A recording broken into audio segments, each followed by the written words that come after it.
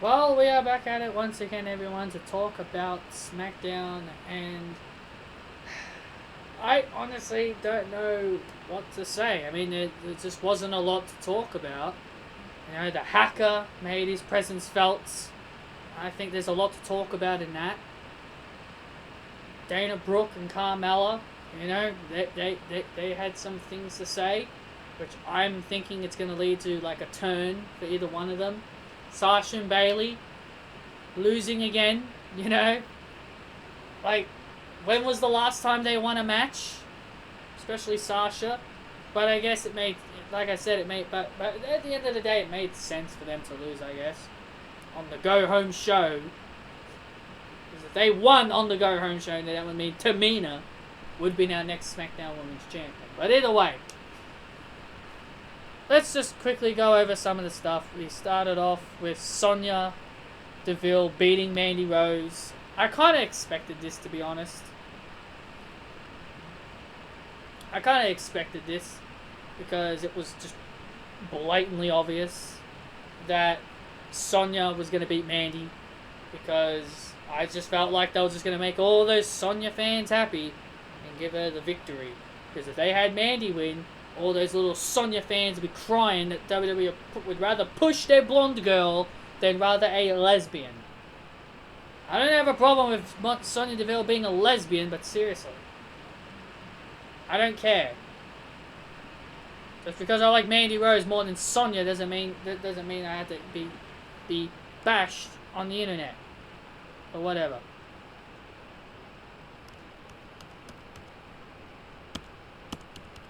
It was very obvious that Sonya was winning. The match was okay. It wasn't the best thing I've ever seen, but to me, it was obvious Sonya was going to win.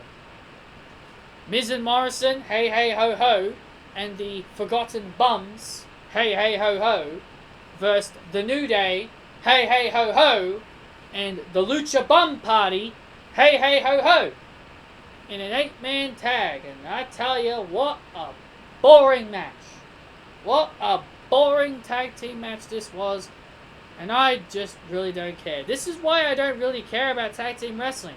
The Revival want to go around claiming that the tag team division needs to be the center focus on WWE television. Yeah, with piss poor tag team wrestling like this, why should I care about tag team wrestling? Sasha and Bayley versus Lacey Evans and Tamina's tag team match was more entertaining than this. But hey hey ho ho, Miz and Morrison, they got the win. They pinned the Lucha Bum Party. Yeah, you beat a bunch of bums. Good on you guys. Jeff Hardy returned. Honestly, I don't really care. I don't really care about Jeff Hardy, to be honest. If he's not going to have no more words, then why should I care? Comes out to Loaded.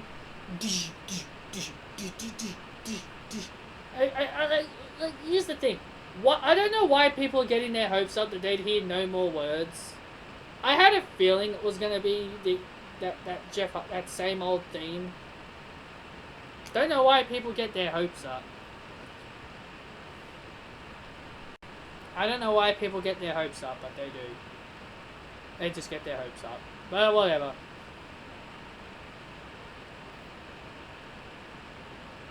But whatever, I guess. Sheamus came out, and Sheamus and Jeff Hardy had a brawl, and that was it. Jeff Hardy stood tall. So you have Jeff Hardy beat up. So you have Sheamus beat up a bunch of bums, and then he gets his butt kicked by Jeff Hardy. Good job. Good freaking job there.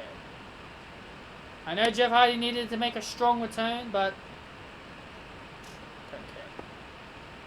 So then we had Sasha and Bayley take on Tamina and Lacey Evans. This was another predictable match we all knew was coming. Tamina and Lacey picking up the victory. Tamina pinning Bayley. And I predicted that she'd pin Bayley because they always have the champion get pinned on the go-home show. So Tamina Snuka has pinned Sasha and Bayley back-to-back weeks. Well, I know Lacey. Well, Lacey beat Sasha last week, but two weeks. First she beats Sasha, then she beats Bayley. And I'm gonna make this quote. I'm gonna quote something that a friend of mine said on my Twitter. So I'll just open this up on my Twitter. My Twitter is just really, really, really loaded right now with so much stuff right now, but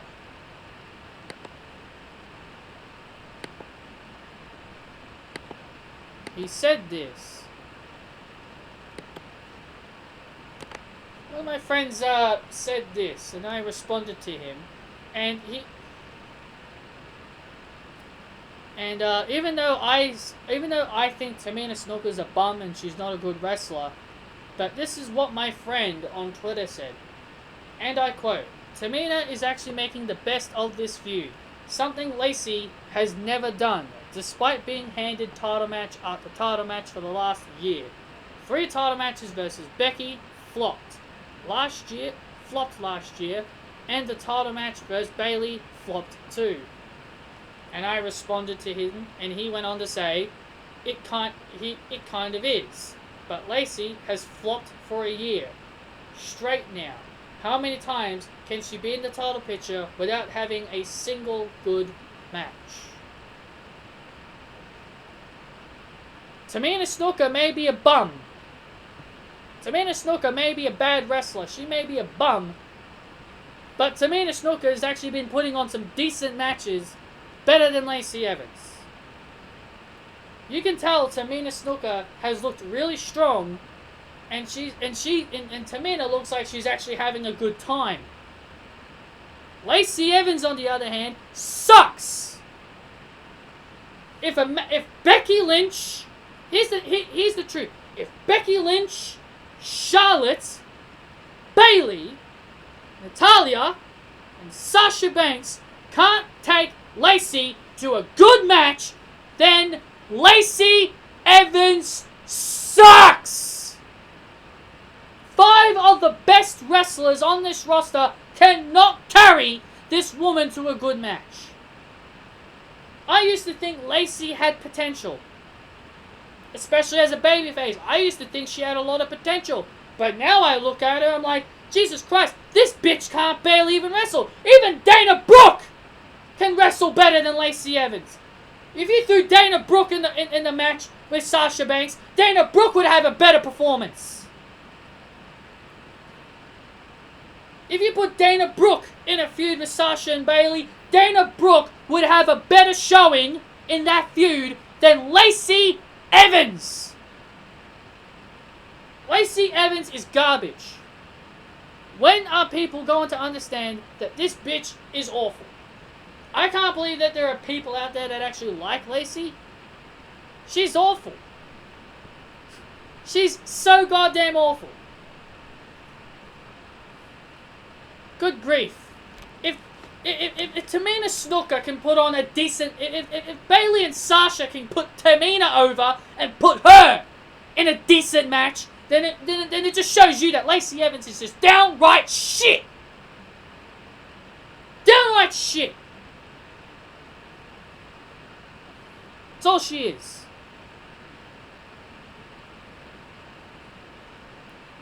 So the hacker. So let's talk about the hacker, shall we? Because the hacker is definitely one of the best things about Smackdown. The hacker appeared. He showed clips. He showed a clip of Tamina pinning Sasha. He showed a clip of the New Day. And he showed Dana Brooke working out, and Carmella was next to her. So it seems like Sasha Banks and Bayley is still on his hit list. The New Day is still on his hit list, but now he has a new target in Carmella and Dana Brooke. It was Alexa Bliss and Nikki Cross, but they're not around.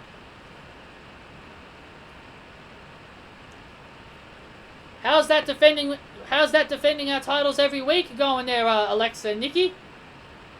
Second week in a row you haven't defended your titles. But anyway, the hacker, you know, the important thing about this hacker video is at the very end, you can hear a female's voice. A female's voice saying, "Payback is coming." I couldn't hear the rest of it, but "payback is coming" is all I heard. Now, I've made a couple of predictions on who I think this female could be. One person that immediately came to my mind was Ember Moon. Because I feel like Ember Moon could use this. But then the hacker, when I rewatched it again, the hacker had a white hand with blue fingernails. So clearly, it's not Ember Moon. So because it's not someone that has dark skin, I was thinking, well, okay, maybe Dana Brooke. Now I know some of you people may be thinking, why Dana Brooke? Dana Brooke is being targeted. That's true. That is true, Dana Brooke is being targeted. But what if this is all a ploy? What if this is all a ploy from the hacker to get Dana Brooke to reveal herself working with these hackers? And who do we think are the hackers? Ali and possibly Chad Gable. Apparently these are the two names that people have been throwing around a lot to be the hacker. Ali and Chad Gable. You add a female, Dana Brooke, you've got yourself a good faction. I feel like this hacker stable are wrestlers who are overlooked and they are tired of being overlooked. I feel like that's the direction they're going here with these hackers. Now, if it's not Dana Brooke, who else could it be? Could be one of the members of the Iconics? Billy or Peyton? Maybe. Like I said, could be Ember Moon. We don't know. Could be Mickie James. Could be anybody. We don't know. But this is what's the most intriguing thing about this.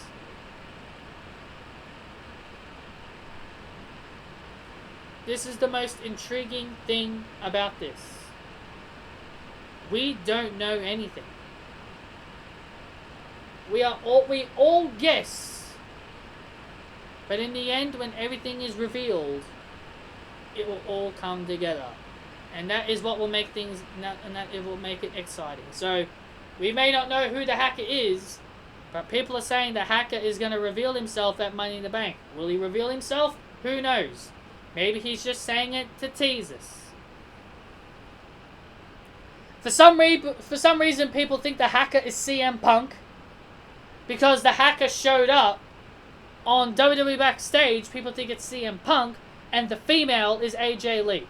Now, I would love nothing more than to see my hero, AJ Lee, make her return. But there is no way in hell that WWE would bring back Punk and AJ, two of the biggest names in WWE.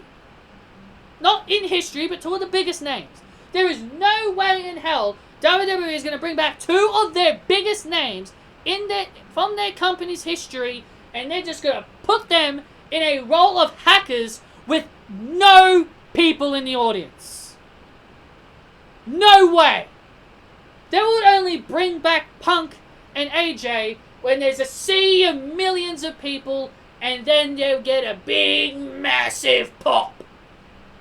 That's the only way they'll ever come back on TV. They're not going to come back in an empty arena.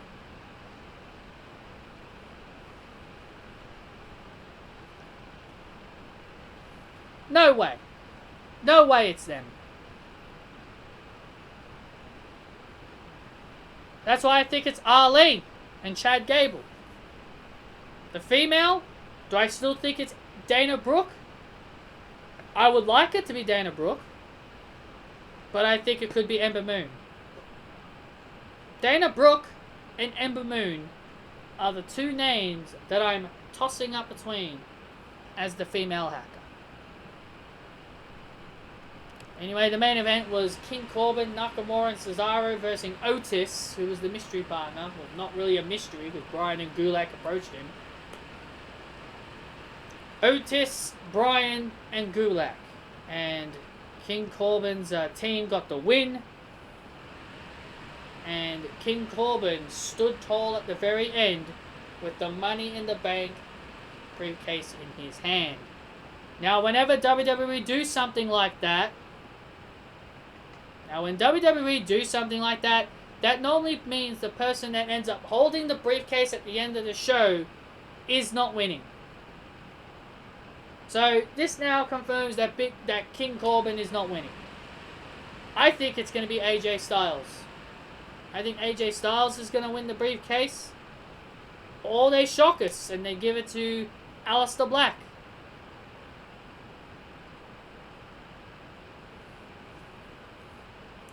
But anyway, that is all I've got for you guys for this review of Smackdown. Hope you guys enjoyed it, and I'll see you all next time.